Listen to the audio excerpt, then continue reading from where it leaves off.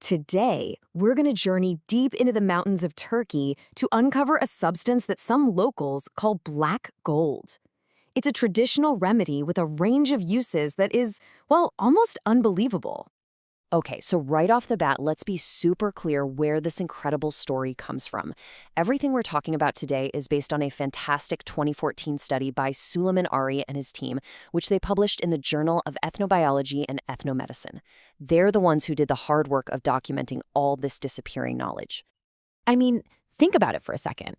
What if just one single substance could treat nasty infections, protect your animals, and even keep snakes away from your house?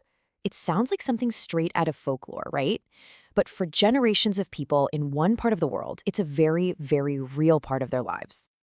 Well, that substance has a name. It's a special kind of tar, known locally as katran. And for centuries, it's been a cornerstone of life in this region. Its story is it's absolutely remarkable. So, where does this incredible tar even come from? Well, it all starts with one very specific tree. Katran comes from the Anatolian Black Pine, and specifically from the mountainous Afyonkarahisar province of Turkey. But here's what's so important to understand. It's not just about what it is, but who holds the knowledge. The researchers found that it's almost exclusively the local elders, people over 60 years old, who are keeping this tradition alive, passing it down from one generation to the next.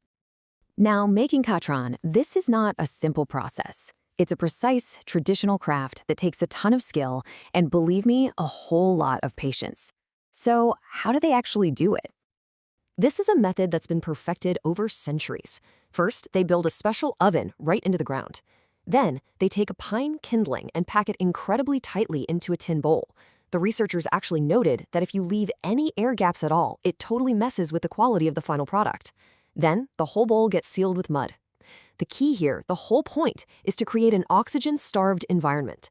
That forces the wood to burn really, really slowly, allowing that precious tar to drip out so it can be collected. And, this isn't some quick job you can knock out in an afternoon. To get just one batch of high-quality katran, that slow burn has to be carefully maintained for 7 to 8 hours straight. And all of this is happening at a seriously intense heat. We're talking around 300 degrees Celsius to properly get the tar out of the pine. It's really a testament to the skill of the people who've perfected this. Okay, now we get to the most amazing part of this whole story, the sheer number of ways this tar is actually used. It's really nothing short of a traditional cure-all.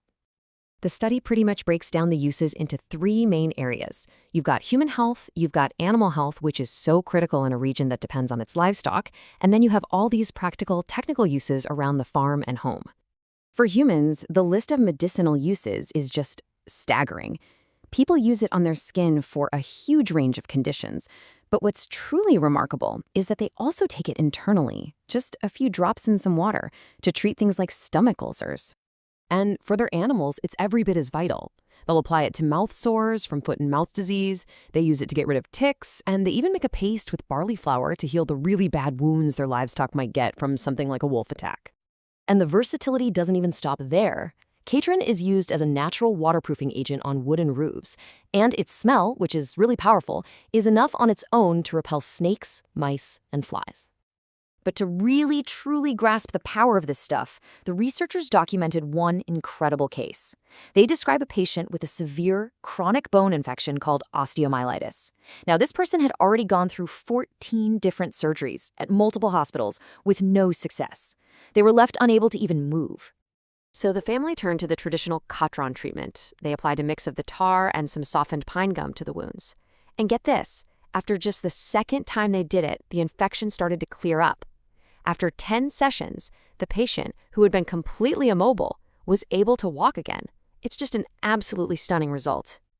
You see, this story is about so much more than just a list of uses for tar. It's really about the urgent need to understand and preserve this kind of generational wisdom before it just disappears forever. And that brings us to the most crucial point. The authors of the study conclude that documenting this knowledge isn't just about saving a piece of culture. It's about building a bridge. It's about providing a foundation for modern scientific research to actually go in and explore the very real medicinal and veterinary benefits of this ancient substance. It really leaves you with a powerful thought, doesn't it? The story of katran is just one example from one small part of the world. It really makes you wonder how much other ancient wisdom just like this is still out there, just waiting for us to rediscover it.